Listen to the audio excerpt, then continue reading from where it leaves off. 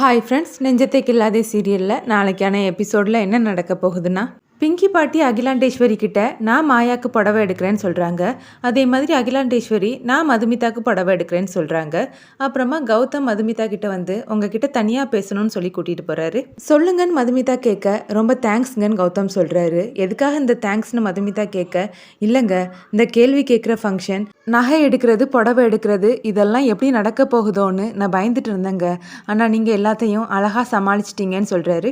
அதை கேட்டு மதுமிதா லைட்டாக சிரிக்கிறாங்க. அப்புறமா கௌதம் மதுமிதா கிட்ட, நீங்கள் லெக்சர் எடுத்து எல்லாரையும் தூங்க மட்டும் வைக்கல, அப்பப்போ இந்த மாதிரி பேசி எல்லாரையும் அசத்தவும் செஞ்சிடுறீங்கன்னு சொல்ல மதுமிதா கௌதமை பார்த்து சிரிக்கிறாங்க. கௌதமும் மதுமிதாவை பார்த்து சிரிக்கிறாரு. மாயா ஜீவாவை அவங்களோட ரூமுக்கு தனியாக கூட்டிகிட்டு வந்து கட்டி பிடிக்கிறாங்க.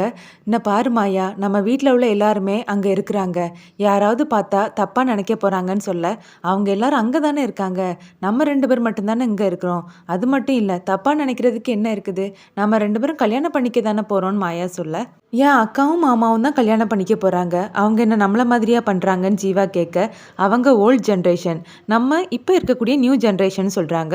இங்கே பாரு மாயா, எந்த ஜென்ரேஷனாக இருந்தாலும் கல்யாணத்துக்குன்னு ஒரு மரியாதை இருக்குதுன்னு ஜீவா சொல்கிறாங்க. அதை கேட்டு மாயா கோவப்பட, இங்கே பாரு மாயா, உன்னோட சந்தோஷத்துக்காக மற்றவங்களை கஷ்டப்படுத்தக்கூடாதுன்னு சொல்லிட்டு ஜீவா அங்கேருந்து போகிறாரு.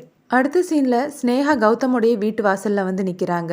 அந்த கேட்டை ஓப்பன் பண்ணலான்னு போகும்போது செக்யூரிட்டி வராரு. யார் மேடம், வீட்டில் ஃபங்க்ஷன் நடந்துட்டு இருக்குது, உங்களால் உள்ளே போக முடியாதுன்னு சொல்ல, எனக்கு கௌதமை பார்த்தே ஆகணும், அவர்கிட்ட ஒரு முக்கியமான விஷயம் சொல்லணும்னு சொல்கிறாங்க. இல்லை மேடம், அப்பாயின்மெண்ட் இல்லாமல் யாரையும் உள்ளே விட மாட்டேன்னு செக்யூரிட்டி சொல்கிறாங்க. நீங்கள் கௌதமுக்கு ஃபோன் பண்ணி நான் வந்திருக்க விஷயத்த சொல்லுங்கன்னு ஸ்னேகா சொல்ல, செக்யூரிட்டியும் கௌதமுக்கு கால் பண்ணுறாரு. வீட்டில் ஃபங்க்ஷன் நடக்கிறது உங்களுக்கு தெரிய தானே செய்யும், எதுக்காக இப்போ கால் பண்ணுறீங்கன்னு கௌதம் கோவப்பட, சாரி சார், இங்கே ஒரு பொண்ணு உங்களை பார்க்கணுன்னு சொல்லி வெயிட் பண்ணுறாங்கன்னு செக்யூரிட்டி சொல்ல, அப்பாயின்மெண்ட் இல்லாமல் அவங்கள யார் வர சொன்னது, ஆமாம் அவங்க பேர் என்னதுன்னு கௌதம் கேட்க, அவங்க பேருன்னு செக்யூரிட்டி ஸ்னேகாவை பார்க்குறாங்க. அப்போ ஸ்னேகா செக்யூரிட்டி கையில் இருந்த ஃபோனை வாங்கி நான் ஸ்னேகா பேசுகிறேன்னு சொல்கிறாங்க. அதை கேட்ட கௌதம் ஷாக் ஆகுறாரு. நீயா, நீ எதுக்காக இங்கே வந்த, தயவு செஞ்சு உங்ககிட்ட சொல்கிறேன், இங்கேருந்து போயிருன்னு கௌதம் சொல்கிறாரு. நான் வருவேன் நீ எதிர்பார்க்கல கௌதம், நான் உங்ககிட்ட பேசியே ஆகணும்னு ஸ்னேகா சொல்ல, என்னால் உங்ககிட்டலாம் பேச முடியாது, உங்ககிட்ட பேசுகிறதுக்கே எனக்கு பிடிக்கல, இனிமேல் நீ ஃபோன் பண்ண உன்னை சும்மா விட மாட்டேன்னு சொல்லிட்டு கௌதம் காலை கட் பண்ணுறாரு. ஸ்னேகா அங்கேருந்து கோவமாக கிளம்பி போயிடுறாங்க. அப்புறமா கௌதம் செக்யூரிட்டிக்கு கால் பண்ணி அவளை துரத்தி விட்டுரு, அவள் என் கண்ணிலே படக்கூடாது, மீறி பட்டா ஒன்றை தொலைச்சிருவேன்னு சொல்கிறாரு. மாயா அவங்களுடைய பொட்டிக்கில் ஒருத்தங்க கிட்ட டென்ஷனாக ஃபோனில் பேசிகிட்டு இருக்காங்க. அந்த நேரம் பார்த்து ஜீவா அவங்க பின்னாடி கட்டி பிடிக்கிறாரு.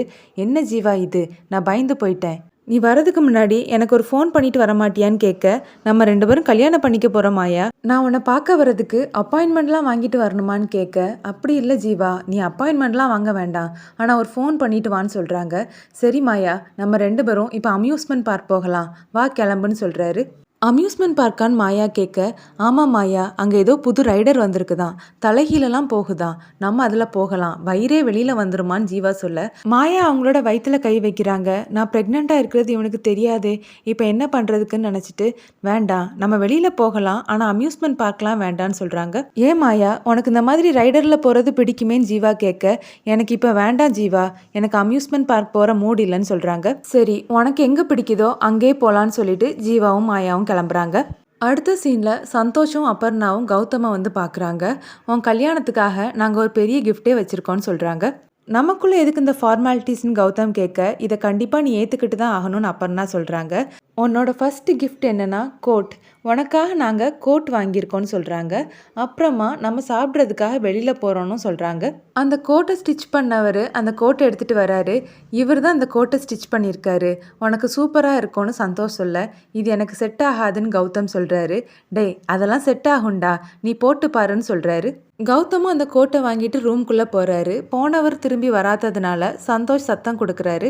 வரண்டான்னு சொல்லிட்டு கௌதம் வெளியில் வராரு. வரும்போது வெறும் ஷர்ட்டோடே வராரு. என்னடா ஆச்சுது, எங்கே உன் கோட்டுன்னு கேட்க, என்னடா கோட்டு அது, எனக்கு பத்த மாட்டேங்குதுன்னு கௌதம் சொல்ல, அபர்ணாவும் சந்தோஷம் டெய்லரை பார்க்குறாங்க. நீங்கள் கொடுத்த அளவில் தான் சார் நான் தச்சிருக்கேன்னு டெய்லர் சொல்கிறாங்க. அப்போ நான் போய் சொல்கிறேனா, எனக்கு அது பத்த மாட்டேங்குதுன்னு கௌதம் சொல்கிறாரு. இல்லை சார், நீங்கள் கொடுத்த அளவில் இருந்து சார் கொஞ்சம் வெயிட் போட்டது மாதிரி இருக்காருன்னு டெய்லர் சொல்கிறாரு. அப்படின்னா என்ன குண்டுன்னு சொல்கிறீங்களான்னு கௌதம் கோவப்பட, அமைதியா இரு நண்பா, நான் பேசிக்கிறேன்னு சொல்லிட்டு சந்தோஷ் டெய்லரை பார்த்து 10 நாளில் கொடுத்த அளவை விட ஊதுறதுக்கு என் நண்பன் என்ன பூரியா பலூனான்னு கேட்குறாரு. டேய், அவர் சொல்லாததை கூட நீ சொல்லி கிண்டல் பண்ணுறடான்னு சொல்லிட்டு கௌதம் அங்கேருந்து கோவமாக போகிறாரு. அப்புறமா சந்தோஷம் அப்பர்னாவும் டெய்லர்கிட்ட மன்னிப்பு கேட்குறாங்க. அவன் இன்னசென்ட், அவன் பேசினதை நீங்கள் தப்பாக நினச்சிக்காதீங்க. நீங்கள் சொன்னது மாதிரி அவன் கொஞ்சம் வெயிட்டு தான் போட்டிருக்கான். நாங்கள் வேறு துணி எடுத்து தரோம், நீங்கள் கொஞ்சம் லூஸாகவே ஸ்டிச் பண்ணி தந்துருங்கன்னு அப்பர்னாவும் சந்தோஷம் சொல்லி அனுப்புகிறாங்க. சந்தோஷம் அப்பர்னாவும் கௌதம் கிட்ட நீ டயட்டில் இருக்கணும்னு சொல்ல, டயட்னா என்னதுன்னு கௌதம் கேட்குறாரு. சாப்பாடு விஷயத்தில் கொஞ்சமாவது கண்ட்ரோலாக இரு நண்பா, இந்த தொப்பையெல்லாம் குறைக்கணும், உனக்கு கல்யாணம் ஆக போகுதுன்னு சந்தோஷ் சொல்ல, பார்த்து பார்த்து வளர்த்த தொப்படா இது, இதை எப்படிடா என்னால் குறைக்க முடியும்னு கௌதம் கேட்குறாரு. ஆமாம், பார்த்து பார்த்து வளர்க்குறதுக்கு இது ஆட்டுக்குட்டி பாரு, நீ டயட்ல இருந்து உடம்ப குறைச்சே ஆகணும்னு சந்தோஷம் அப்பர்னாவும் சொல்கிறாங்க. அடுத்ததான் மதுவை காட்டுறாங்க. ஸ்ருதி அவங்கள விருந்துக்கு கூப்பிட்டுருக்காங்க. அதனால மது ஸ்ருதி வீட்டில் இருக்காங்க. கூடவே 2-3 லேடிஸும் இருக்காங்க. ஸ்ருதி மதுமிதா கிட்ட உங்களோட லவ் ஸ்டோரியை பற்றி சொல்லுன்னு கேட்க, அது வந்துன்னு மது தயங்குறாங்க. உனக்கு ரொம்பவே ஸ்டார்டிங் ட்ரபிளாக இருக்குது, சரி ஃபஸ்ட்டு நம்ம சமையலை முடிச்சிடலான்னு ஸ்ருதி சொல்ல, சமையல் தானே, அதுக்கு இந்த கேஸை ஆன் பண்ணி நம்ம வெங்காயத்தை வதக்க ஆரம்பிச்சாச்சுன்னா கொஞ்ச நேரத்தில் சமையல் முடிஞ்சிடும்னு மது சொல்லும்போதே ஒரு பவுல் எடுத்து பார்க்குறாங்க. அதில் சிக்கன் இருக்குது. அதை பார்த்ததுமே மது பயந்து போகிறாங்க. ஸ்ருதி மது கிட்ட, இங்கே பாரு மது, கௌதமோட பாட்டி உங்ககிட்ட என்ன சொல்லி விட்டுருக்காங்க, அவருக்கு அசைவம் பிடிக்கும் தானே, புருஷனுக்கு என்ன பிடிச்சிருக்குதுன்னு பார்த்து பார்த்து சமைச்சு கொடுக்கறது தான் நல்ல பொண்டாட்டிக்கு அழகு, அதனால நீ இப்போ சிக்கனை கறி வைக்க போகிறேன்னு சொல்ல, என்னால் முடியாதுன்னு மது சொல்கிறாங்க. அப்படியெல்லாம் சொல்லக்கூடாது, அந்த சிக்கனை எடுத்து கழுவுன்னு சொல்ல, மது அதுலேருந்து ஒரு பீஸ் எடுத்து பார்க்குறாங்க.